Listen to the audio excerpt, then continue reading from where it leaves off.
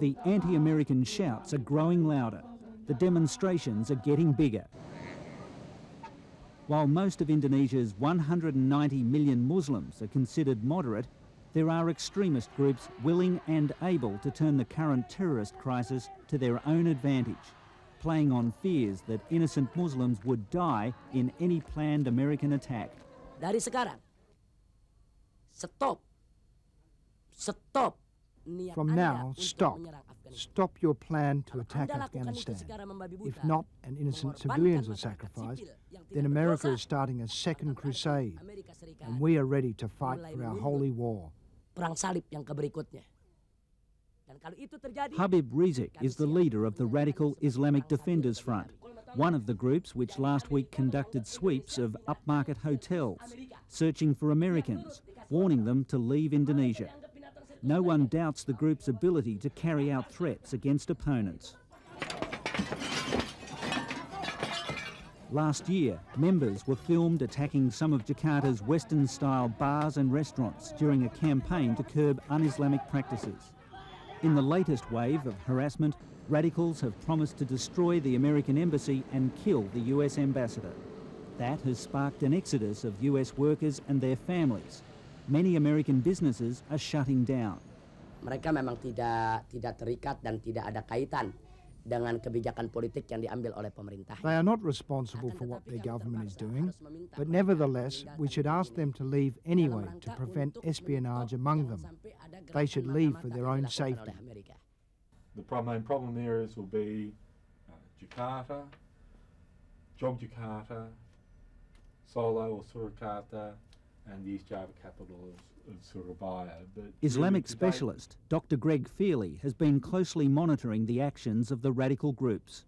He says the signs are worrying.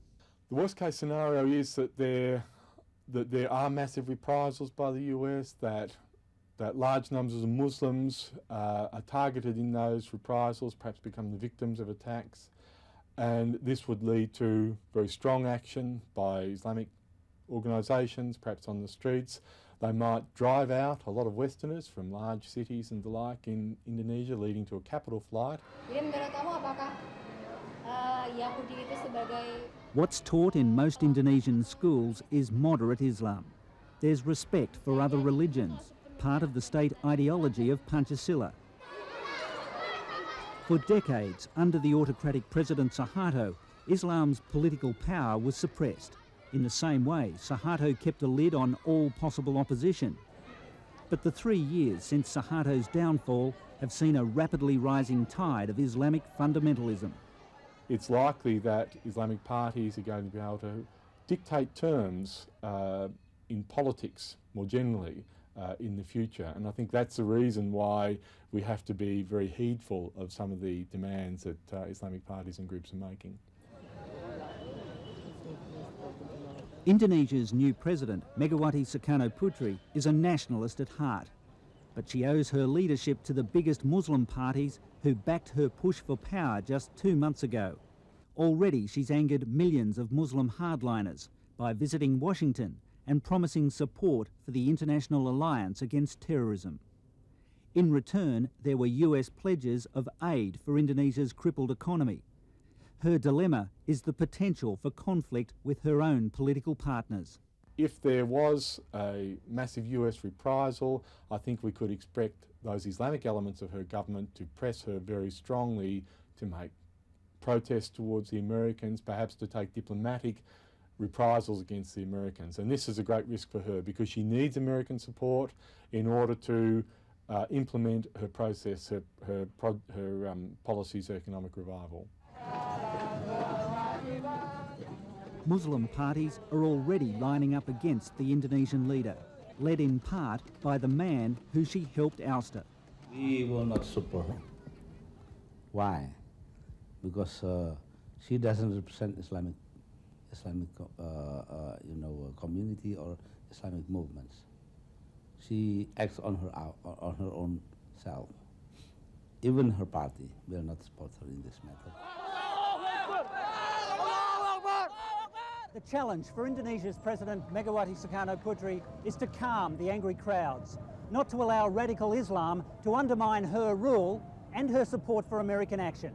But that won't be easy when more and more Indonesians believe their leaders are betraying Islam. Some of Indonesia's leading newspapers haven't helped ease tensions. The prominence given to the burning of a mosque in Brisbane has directed some heat towards Australians too, especially the thousands living in Indonesia. At a public meeting in Jakarta, Australians say they are worried, especially after small protests outside the Australian embassy.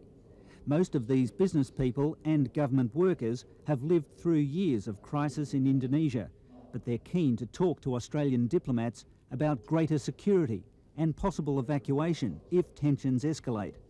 So if a situation did become difficult, then we would act as we have in the past, but I don't want to say more than that at this time. Well, how many Australians are we talking about in Indonesia? In Jakarta, if they're all here, 3,000 or 4,000 plus a few tourists as well. In Indonesia as a whole, 7,000 or 8,000 probably. If there were to be that worst case scenario, well then it's not inconceivable that Australia would also become the target of Islamic groups if they were playing a prominent role in this anti-terrorist coalition that the United States has put together. This could create tensions between, or it could create problems for Australians living in Indonesia. But I think the main target remains the United States.